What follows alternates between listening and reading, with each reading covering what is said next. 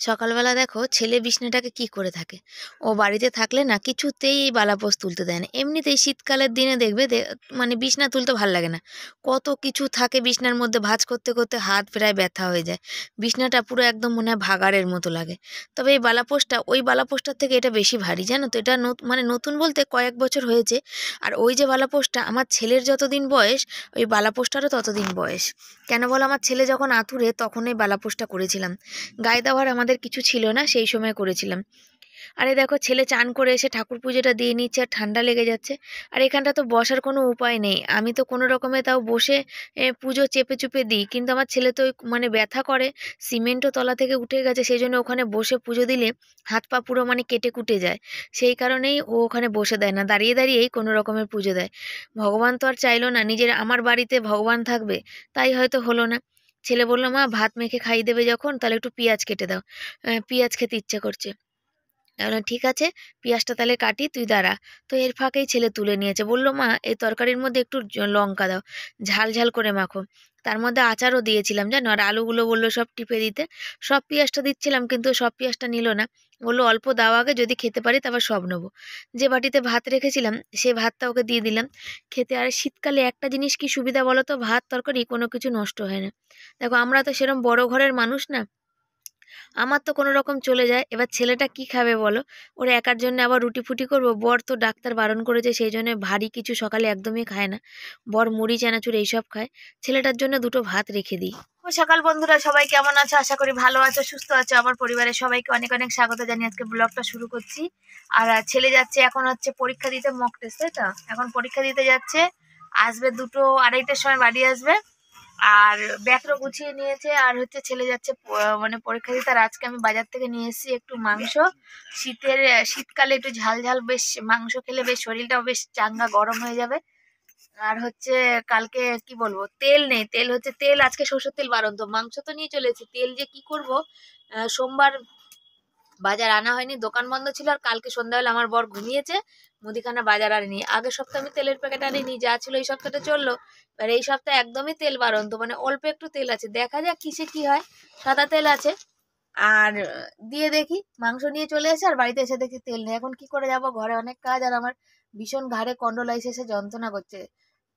ওই যে ছেলে দেখো, চুলে দেখতে পাচ্ছ স্টাইল করে যাচ্ছে, মাথায় টুপি দেবে না, আর ব্যাগ ফ্যাগ গুছিয়ে নিয়ে নিয়েছে, চলে যাবে মানে পরীক্ষা দিতে যাবে।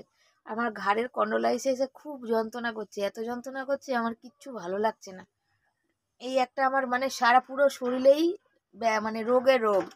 জবে থেকে জমি কিনেছি, জমি তো হলো না, কিন্তু ভগবান চাটি রোগ আমার শরীরে ভরে দিয়েছে। এই হচ্ছে ব্যাপার। টেনশানে টেনশানে লোকে বলে রোগ বাড়ে, আমারও কিন্তু তাই হয়েছে। নার্ভের প্রবলেম বাপের বাড়ি থাকতেই ছিল, তারপরে এখানে এসে আরো বেশি বেড়ে গেছে। এই জমির চিন্তা করতে করতে আরো বেশি অতিরিক্ত হয়ে গেছে। ঘাড়ে কন্ডোলাইসিস হয়েছে, ঠোঙা করেছিলাম যখন জমি কিনেছিলাম, লাগাতার ঠোঙা করেছি। সারাদিন বসে বসে ওই ছোট ছেলে নিয়ে কোলে নিয়ে করেছি। তারপর থেকে ঘাড়ে কন্ডোলাইসিস ধরেছে, হার্টের রোগ ধরেছে, অনেক রকম শরীরে প্রবলেম আছে। তাও নিয়ে শিবানী তোমাদের সামনে হাসি মুখে চলে আসে। শিবানীর কষ্টের কথা শিবানী কাউকে বলে না। শিবানী নিজের পরিবারকেও কমই বলে, কেন তারাও কষ্ট পাবে দুঃখ পাবে, সেই জন্য বলে না। আর দেখো তার মধ্যে এই চাবালি ঠান্ডা লেগে, সকালে চান করছি, ঠান্ডা লেগে প্রচুর যন্ত্রণা করছে।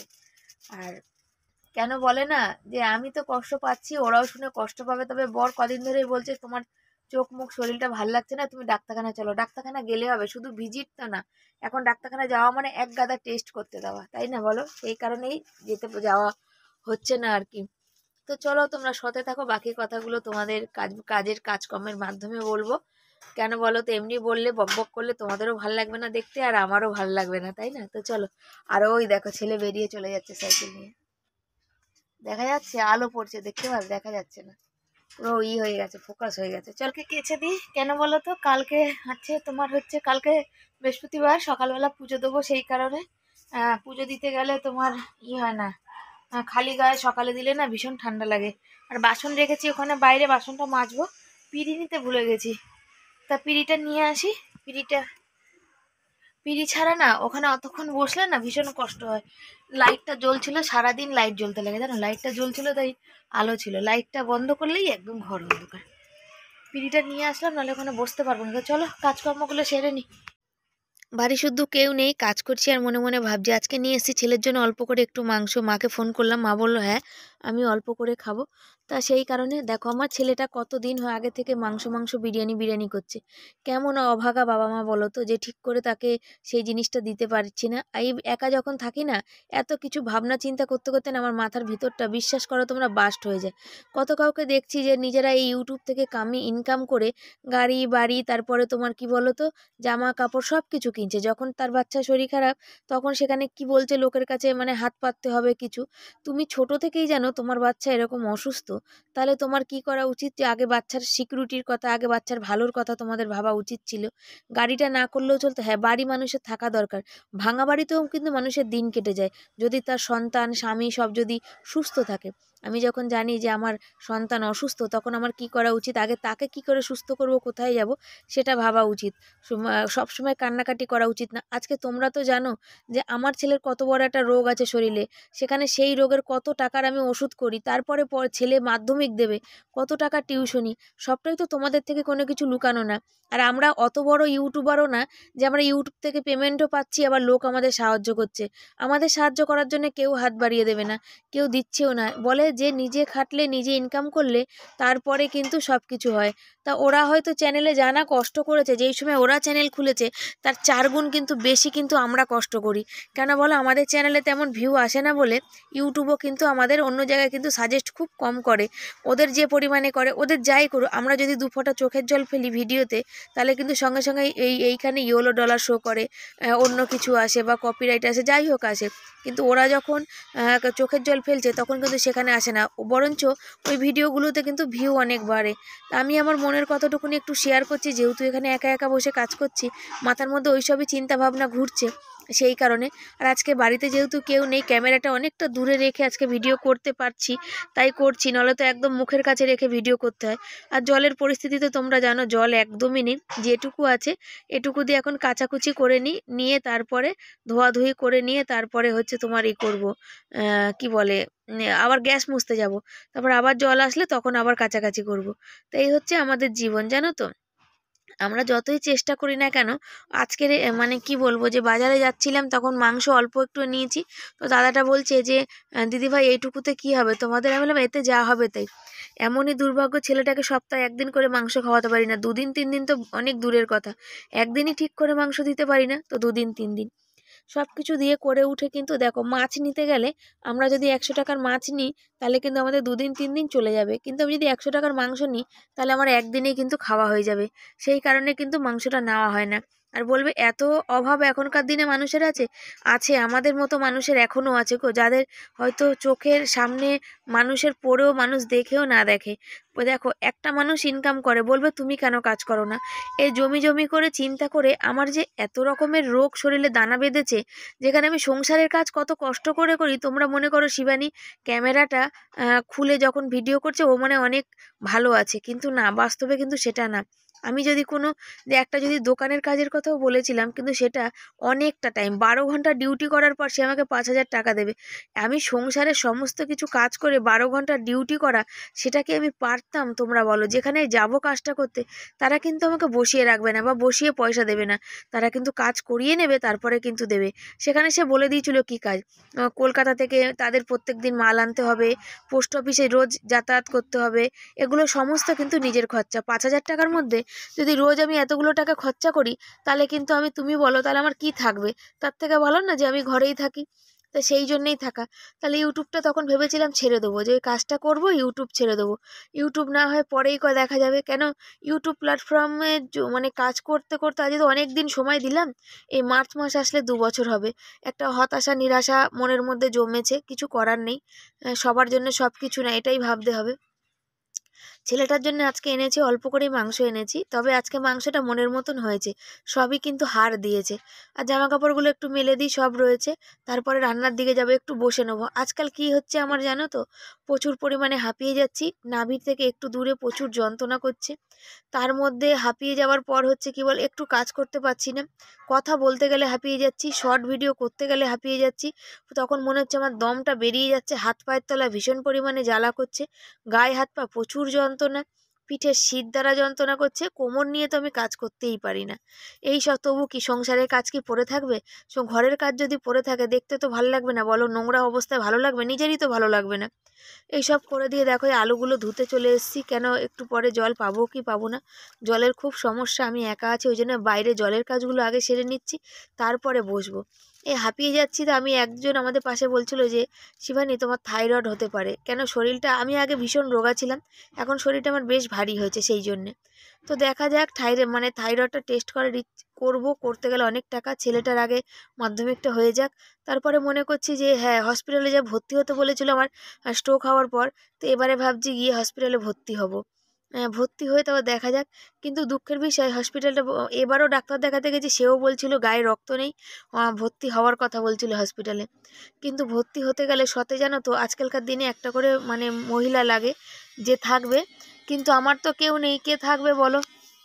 মা এত বয়স নিয়ে থাকতে পারবে না, আর আমার শাশুড়ি তো আসবে না থাকতে। সেই সবই ভাবনা চিন্তা করে কিন্তু আমি হসপিটালে থাকি না জানো। কিন্তু যা হবে বাইরে থেকে, তো বর বলছে বাইরে থেকে যখন হচ্ছে না, যখন হসপিটালে থাকলে তুমি সুস্থ হবে, তাহলে হসপিটালে যাও। দুবেলা আয়া রাখার ক্ষমতা নেই। দেখো এখনকার দিনে তো কি সেলাইন টেলাইন কি দেবে না দেবে তো এসব তো জানি না, আর সেলাইন ফেলাইন দিলে একটা আয়া আমাকে রাখতেই হবে। আজকাল মশলাটাও না ঠিক করে বাটতে পারি না, এত হাত পায়ে হাতের আঙ্গুল আঙ্গুল গিটে গিটে ব্যথা। এই কাজকর্ম সারার পর না এমনভাবে হাতগুলো আঙ্গুলগুলো ফুলে ওঠে যে তোমরা না দেখলে বিশ্বাস করবে না। তো মাংসের ওখানে বসিয়েছি, আজকে শুধু মাংস ভাত করব।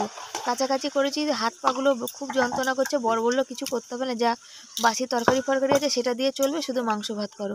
তো আবার মাকে দিয়ে পাঠাবো, ছেলে পরীক্ষা দিতে গেছে, আড়াইটা পৌনে তিনটে নাগাদ আসবে, বা বর চলে আসবে, বর বা ছেলে দেবে। এই দেখো এখানে রান্না করছি, খুন্তি আছে তো, এই শিলনোড়াটা রাখতে গিয়ে যে কি অবস্থা হয়, কতদিন যে আমি এখান থেকে পুড়ে যাওয়ার মতন অবস্থা হয় সেটা আমিই জানি, বুঝেছো? আর এই দেখো মাংসটা কষাতে দিয়ে দিয়েছি, মাংসটা কষানো মশলাটা কষাচ্ছি, এরপরে মাংসটা দেবো। গুঁড়ো মশলা যেগুলো দেওয়ার সেগুলো দিলাম, আর বাটা মশলা দিলাম, কিছু কাঁচা লঙ্কা চিড়ে চিড়ে দেবো যাতে একটু ঝাল হয় শীতের দিনে। আর শীতের দিনে মাংস ভাত তো দারুণ লাগে খেতে, তোমরাও জানো, কিন্তু কি বলো তো হয়ে ওঠে না, সম্ভবও হয় না। আর এই দেখো পয়সাটা দিচ্ছি হচ্ছে সংসার চালানোর পয়সা থেকে। মাকে সে কানের হার কিনে দিয়েছিলাম পিসির মেয়ের বিয়েতে যাওয়ার জন্য, সেই পয়সাটাই দিচ্ছি আজকে। দাদাকে বললাম 50 টাকাই আজকে নিন, আমার কাছে এই সপ্তাহ তেমন পয়সা নেই। তা মা যেহেতু নেই, দেখো মাংসটাও এখন দিয়ে দিয়েছি। তা মা বলেছে বেশি দিবি না, আমাকে 2 পিস দিবি। কেন আমি বললাম 2 পিস করেই হবে, কেন একবেলাই হবে আমাদের সবার 2 পিস করে। তো এর মধ্যে একটু বেশি করে আলুও দিয়ে দিয়েছি, কেন রাত্রিবেলা রুটি খাবে, এই আলু ঝোল দিয়ে রুটি খেয়ে নেবে, আর আমি তো ওই খাবো। তা গরম গরম দুপুরবেলা গরম গরম হচ্ছে মাংসের ঝোল আর ভাত, আর কালকে কিছু বাসি তরকারি ছিল গরম করলাম। এ দেখো গরম গরম ফুটছে ঝোল। ছেলের খিদে পেয়ে গেছে, এখন এর মধ্যে একটু গরম মশলা দিয়েই ছেলেকে ভাত দিয়ে দেবো জানো তো। তারপরে ওর বাবা আসবে, ওর বাবা খাবে। বাইরে জামা কাপড় পরে আছে, ছেলেরও আজকাল ভীষণ চাপ হয়ে যাচ্ছে, রাত্রির অনেক রাত অবধি সব ক্লাস করাচ্ছে স্যাররা অনলাইনে, বাড়িতে করে আসার পরও অনলাইনে করাচ্ছে। জামা কাপড়গুলো পরে আছে, আর এক এক সময় ভাবে শিবানী বসে বসে যে কবে শিবানীর দিন ফিরবে। অনেকেই আছে যে বন্ধুরা যারা আমাকে রোজ কমেন্ট করো যে দিদি তোমারও দিন ফিরবে, তোমারও দিন ফিরবে। তোমাদের ভালোবাসার সাপোর্ট আর তোমাদের কথাগুলোই মাথার মধ্যে ঘোরে, আবার এক এক সময় এত হতাশা হয়ে যাই যে বলার না। এগুলো সব হচ্ছে বাসি তরকারি, আর শশাটাই আজকের, আর মাংসের ঝোল হচ্ছে আজকের, বুঝেছো? আর কিছু কিন্তু আজকে না, এটা হচ্ছে কালকে পাতা বাটা। কালকে একটু ঝাল আর নুন কম হয়েছিল, আজকে আবার তেলের মধ্যে একটু ঝাল নুন দিয়ে ওকে করলাম, বললাম অল্প করে দাও। খেয়ে দিয়ে নিয়েছে, বড় খেয়ে নিয়েছে। লেবু ছিল, লেবু ছাড়াচ্ছে। আমার যথাসাধ্য আমি চেষ্টা করি ছেলে বরকে একটু ফল, একটু দুধ, একটু কি বলো মাংস ভাত মাছ ভাত দেওয়ার। তো সেই হচ্ছে ব্যাপার, যে ছেলেটাকে তো চেয়েও সপ্তাহে দিতে পারি না, তবে যেদিন চেষ্টা করি যে ওর সবটা দেওয়া। শেকড় আনতে গেছিলাম কালকে, তো ওইখানকার একটা দোকানদার দাদা বলছে যে যে যার থেকে নিই সে দাদা বলছে যে তোর ছেলেকে এই সবসময় সব কিছু জিদ পূরণ করিস না। সে দাদা বলছে ছোটোবেলায় ওকে আমি সব কিছু ভালো করে দিতে পারিনি, ও পড়াশোনাটা ভালো করে বলে তাই ওর সব জিদ পূরণ করি। আমরা নিজের কানে চোখের সামনে দেখে আসলাম। আমরাও বললাম সবসময় সব কিছু জিদ পূরণ করাটাও কিন্তু ঠিক না। বললো না আমি তো কার জন্যে কাজ করছি, কার জন্যে খাচ্ছি, সবই ওর জন্যে। তো সেই কথাই ভাবছি যে তাহলে আমরা আমার ছেলেদের কি দিতে পারছি? কিছুই দিতে পারছি না। সামান্য যেটুকু খেতে চায় আমার ছেলেও কিন্তু কিছু চায় না, কিছু বায়না করে না। যেটুকু যেটুকু মানে কখনো 2 টাকা 4 টাকার জিনিস চাই সেটাও আমরা দিয়ে উঠতে পারি না। 2 টাকা 4 টাকাটাও আমাদের অনেক ভাবতে হয়। তো ছেলের জন্য রাতের মাংস একটু বাঁচিয়ে রেখেছিলাম, ছেলেকে দিলাম কেন ও মাংস ভালো খায়, আমিও রুটি খাবো আর ওদেরও রুটি দিয়ে দিয়েছি। বন্ধুরা দেখো টিপটা কত উঁচুতে উঠে গেছে। আজকে বর গেছিল মুদি জিনিস আনতে, লিখে দিচ্ছি সেই সোমবার থেকে। যে দোকান থেকে নিই দোকান রোজই বন্ধ, বাধ্য হয়ে অন্য দোকান থেকে শুধু একটা তেলের প্যাকেট এনেছে, বাকি কোনো মুদি সদাই জিনিস আসেইনি। আর খাওয়া দাওয়া হলো, ছেলে ওই যে দুধ রয়ে গেছে, ছেলে খাবে না মাংস খেয়েছে বলে। ছেলে আজকে পরোটা খেতে চেয়েছিল মাংসের সাথে, কিন্তু তেল ফেল কিছুই আনা হয়নি, দোকানটা বন্ধ সেই কারণে। তো চলো আজকের মতো এখানে শেষ করছি। যদি ভালো লাগে লাইক কমেন্ট শেয়ার করো, চ্যানেলে যারা নতুন বন্ধু চ্যানেলটাকে সাবস্ক্রাইব করে পাশে থেকো। আর তাড়াতাড়ি করছি এই জন্য, মানে রাত্রি 10:30 থেকে ছেলের অনলাইন ক্লাস আছে, ও এখন করবে, তাহলে তো আমি আর ফোন পাবো না, সে 12টা অবধি ক্লাস হবে, তা ফোন তো পাবো না। সেই জন্যে তাড়াতাড়ি করে করে ভিডিওটা শেষ করে দিলাম। পরের দিন আবার নতুন একটা ভিডিওর সঙ্গে তোমাদের সঙ্গে দেখা হবে। তোমাদের সবার কাছে অনুরোধ একটা করে লাইক করে দিও, আর এইভাবে পাশে থেকে সাপোর্ট করো। যদি ভিডিও ভালো লাগে তো তোমরা অনেক অনেক অনেক করে শেয়ার করতে। চলো সবাই ভালো থেকো, সুস্থ থেকো, সবার কাছে বিদায় জানাচ্ছি। আজকের মতো টাটা।